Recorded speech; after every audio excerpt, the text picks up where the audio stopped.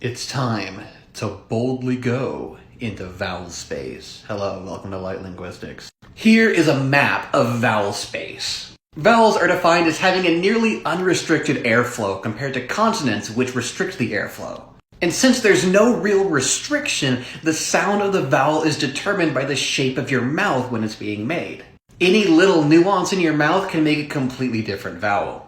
This chart arranges vowels based on the location of your tongue when making it, and the location of your tongue determines the shape of your mouth.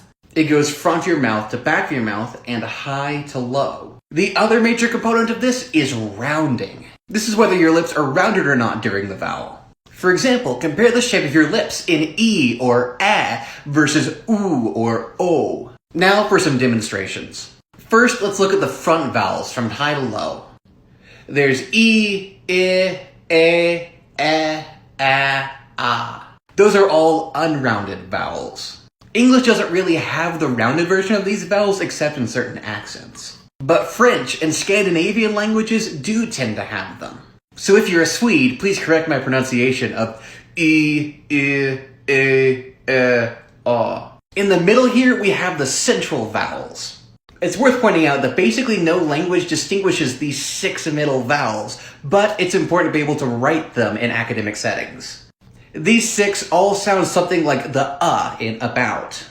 And then here along the back vowels, let's start with the rounded ones. We have oo, o, and ah.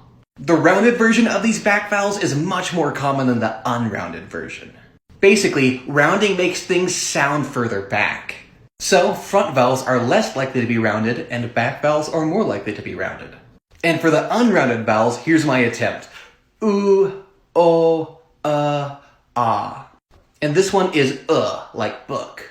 And you may notice that this chart slants towards the bottom. This is because there are limitations to your tongue's position, and a low vowel can't be as far forward as a high vowel.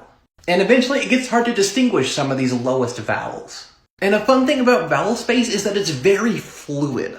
For example, English has a lot of vowels that are diphthongs, which is 2 vowels put together, like I. So what you know is the vowel I actually starts here, and goes up to E, I.